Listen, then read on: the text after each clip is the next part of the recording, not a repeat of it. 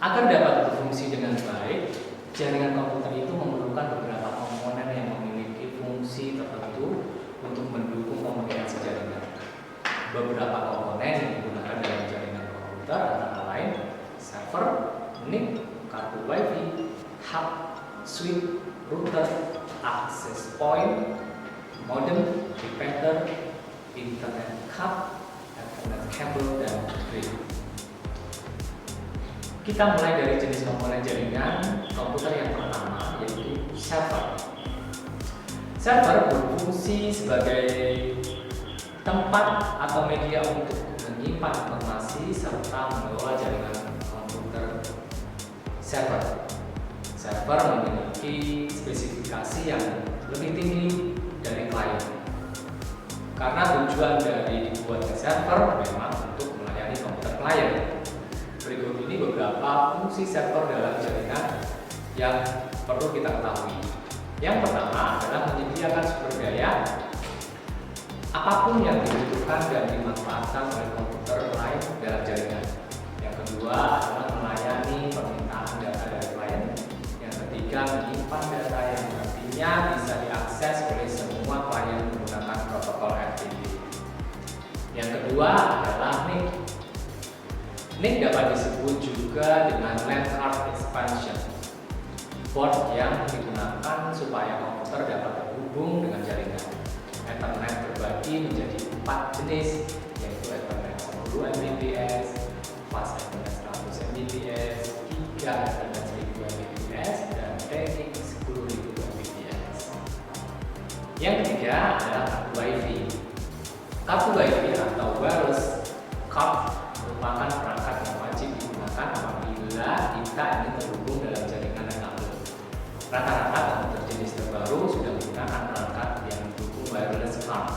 Namun, kita juga bisa menambahkannya sendiri pada komputer kita yang belum terpasang WiFi card. Yang keempat adalah hub. Hub merupakan hardware komponen jaringan komputer dengan fungsi sebagai pembagi jaringan pada satu server yang sama. Penggunaan banyak ditemukan pada jaringan LAN. Kemampuannya hampir sama seperti pada switch, dengan perbedaannya hub bisa membagi jaringan tanpa bisa memanage paket data, sedangkan switch bisa.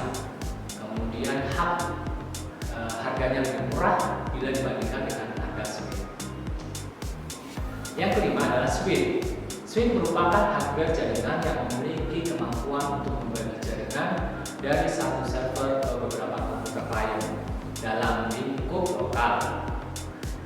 Jumlah port pada switch biasanya adalah angka perkalian dari 4, seperti 4, 8, 16, dan 30. Semakin banyak port yang maka harganya pun akan semakin mahal. Yang keenam adalah router. Router adalah perangkat jaringan komputer yang berfungsi untuk menghubungkan jaringan LAN ke dalam satu jaringan WAN serta mengelola lalu lintas dari data di dalamnya. Router dapat menentukan jalur terbaik karena memiliki tabel routing untuk melakukan pencatatan terhadap semua alamat dalam jaringan.